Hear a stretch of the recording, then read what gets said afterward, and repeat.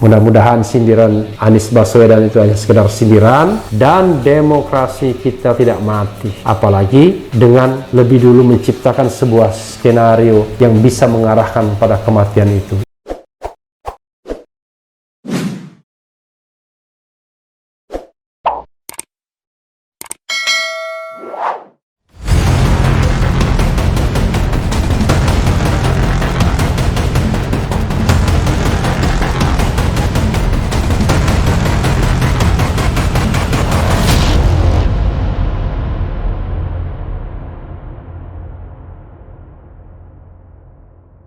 Assalamualaikum warahmatullahi wabarakatuh, sobat RH sekalian.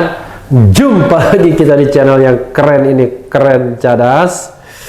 Kali ini masih libur juga ya, tapi video ini untuk besok juga.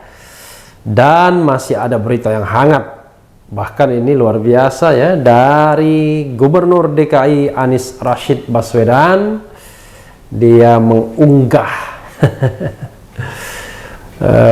melalui Twitternya ya, soal ya menyapa sesungguhnya, tapi ada yang salah fokus tapi bukunya ya. Kita bacakan ini ya. Anies Baswedan sapa publik via Twitter, warganet salfok ;2 sindir Jokowi tanda tanya. Luar biasa ya permainan simbol ini ya.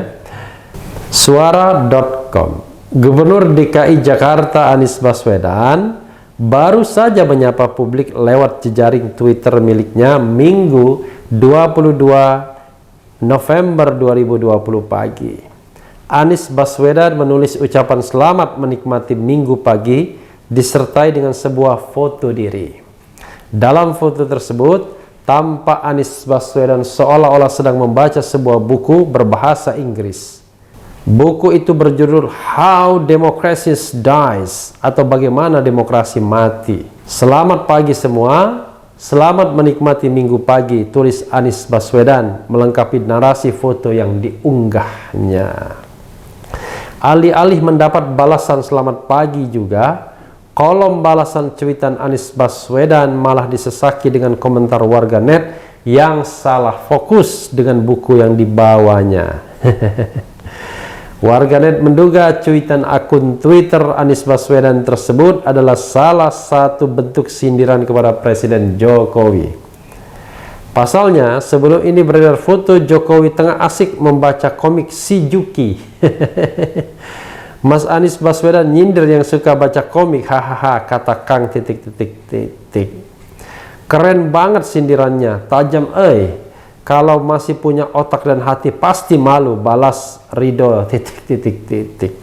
Kirain lagi baca komik Shinchan or Doraemon pak, kok nggak seperti Presiden Jokowi, ucap Does ...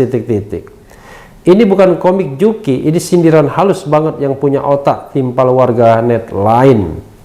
Selain bentuk sindiran kepada Presiden Jokowi, ada pula yang menduga cuitan Anies Baswedan itu merupakan satir atau kejadian belum lama ini saat dia dipanggil kepolisian untuk kasus pernikahan putri Imam Besar FPI Habib Rizik Syihab.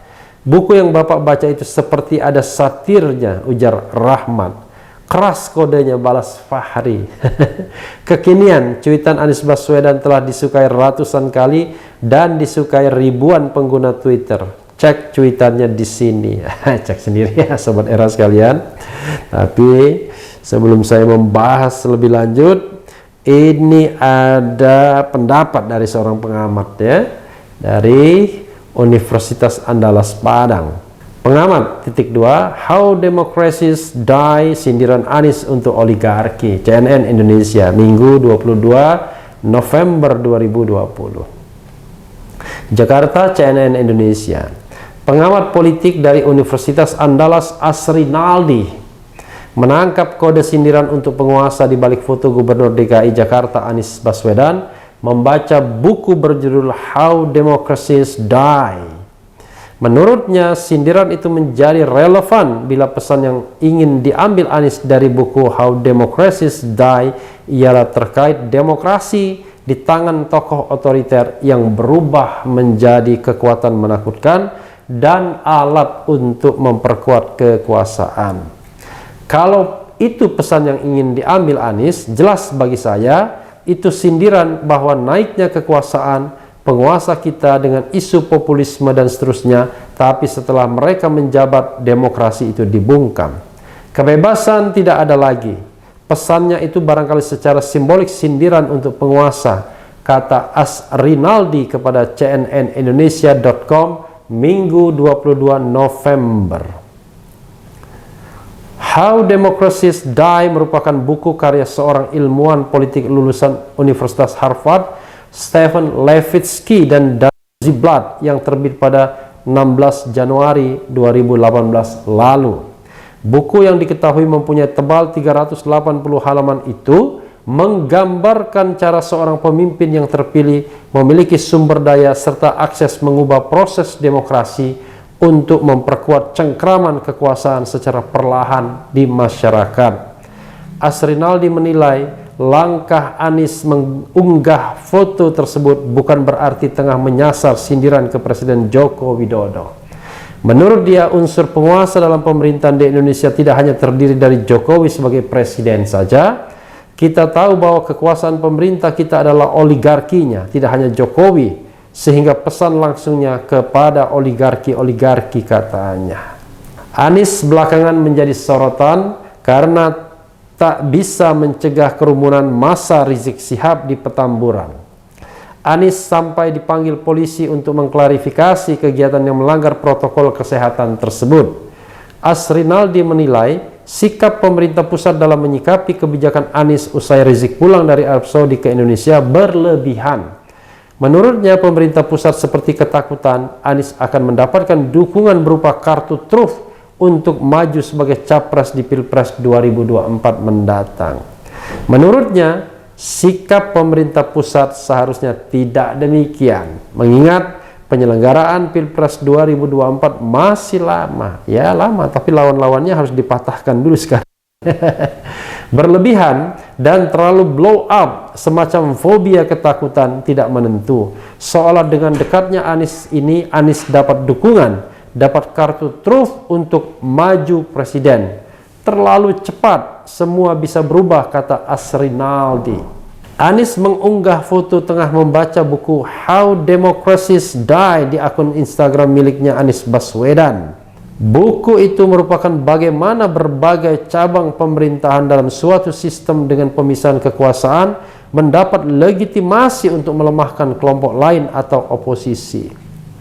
How Democracies Die diketahui dibuat untuk meneliti dinamika politik dalam negeri dalam pemilihan Presiden Amerika Serikat 2016 serta dinamika politik semasa pemerintah Presiden Donald Trump. Jadi sobat era sekalian, walaupun Amerika Serikat merupakan negara demokrasi lama dan sering dianggap role model dari demokrasi, tapi ketika Trump berkuasa setelah Pilpres 2016, Amerika Serikat seperti negara yang terbelakang, ya. Kebijakan-kebijakan Trump seperti orang yang tidak paham, bahkan tidak mau menghargai hak asasi manusia, demokrasi, pluralisme, dan lain sebagainya, ya. Tapi untunglah Trump kalah dalam pemilu 2020, walaupun kita tidak tahu Joe Biden akan lebih baik atau tidak. Secara ideologis, Partai Demokrat lebih pro terhadap isu-isu hak asasi manusia, lingkungan, dan lain sebagainya, walaupun kita harus pahami juga ketika berhadapan dengan Irak di Timur Tengah, tidak beda antara Demokrat dan Republik, rupanya ideologinya juga ideologi perang untuk kepentingan ekonomi, ya. Nah, terkait dengan tadi buku How Democracies Die, ya, bagaimana demokrasi itu mati, ya. Sebenarnya kalau saya pribadi, ya, ditanyakan, jelas itu sebuah sindiran, ya. Tentu bukan tidak ada maksudnya, tapi memang harus mendalaminya dalam berbagai perspektif. Tapi kalau bagi saya adalah hanya sekedar menegaskan kritikan atau pendapat-pendapat dari banyak orang yang mengatakan terjadi kemunduran demokrasi pada masa pemerintahan Presiden Jokowi. Bahkan ya tokoh seperti Amin Rais, Din Samsudin misalnya, bahkan Jimli As-Sidiki itu mengkhawatirkan munculnya kekuasaan yang otoriter. Istilahnya adalah diktator konstitusional. Jadi constitutional dictatorship, ya, kediktatoran yang konstitusional dalam tanda kutip tentunya. Jadi tidak heran sesungguhnya concern kita terhadap masa depan demokrasi kita itu sangat besar pada masa pemerintahan Presiden Jokowi ini. Khawatir demokrasi kita menjadi demokrasi yang regresif, bukan move forward, tetapi justru terbelakang, justru surut dengan kebijakan-kebijakan Presiden Jokowi. Jadi kalau sekarang barangkali kita sudah mendapatkan demokrasi prosedural, mungkin paling tidak sebelum mencapai demokrasi yang lebih substantif dan partisipatif, kita khawatir kita muncul pada gejala otoritarianisme lagi. Ya, sebagaimana yang sering saya singgung ya mengenai penilaian dari Freedom House sejak 2016, Indonesia bukan lagi negara bebas tapi negara separuh bebas. Tampilkan lagi nanti thumbnailnya ya. Nah, itu sendiri sudah menunjukkan bahwa ada ancaman terhadap demokrasi di negara ini.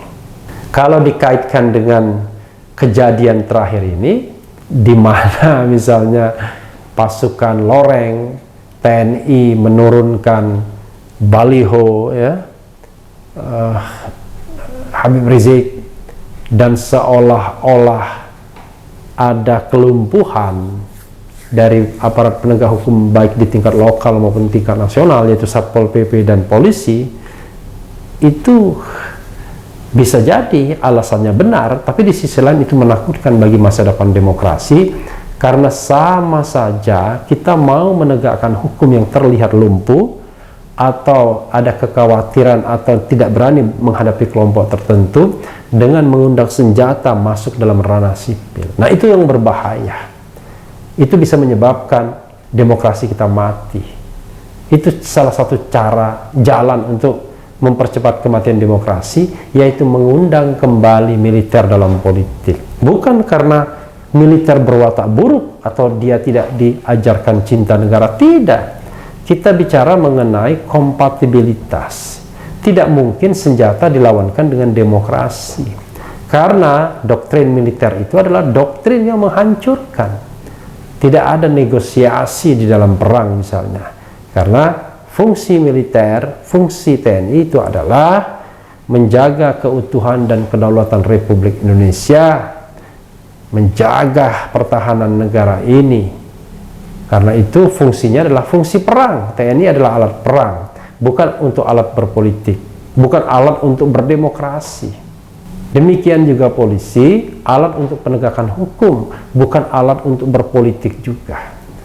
Jadi biarkanlah politik itu diserahkan kepada yang memang berhak, yaitu partai-partai politik dalam struktur formal kenegaraan dan kelompok-kelompok sipil atau civil society.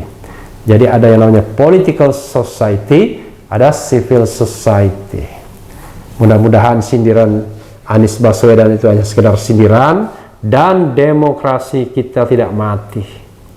Apalagi dengan lebih dulu menciptakan sebuah skenario yang bisa mengarahkan pada kematian itu, yaitu bagaimana mematikan demokrasi. Sahabat Era sekalian, mudah-mudahan semua akan berjalan baik, dan kita harapkan juga tidak matinya demokrasi itu adalah membuka peluang bagi calon pemimpin untuk bisa bertarung secara fair tahun 2024, termasuk Anies Baswedan dan calon-calon lainnya yang disebut seperti Ganjar Pranowo, Prabowo, Ridwan Kamil, dan lain sebagainya. Mereka putra-putra terbaik yang harusnya diberikan kesempatan untuk bertanding, bukan dimatikan sayap dan kakinya agar tidak bisa lagi bertanding dalam sebuah ritual demokrasi yang paling besar, yaitu pemilihan presiden dan wakil presiden Republik Indonesia. Yang penting tetap di channel ini, karena di channel ini Anda akan dirayu, ditipu, dibaperin, dicecar, diuber pula di jalur khusus karena channel ini adalah channel yang mengancam, memeras, dan membenci.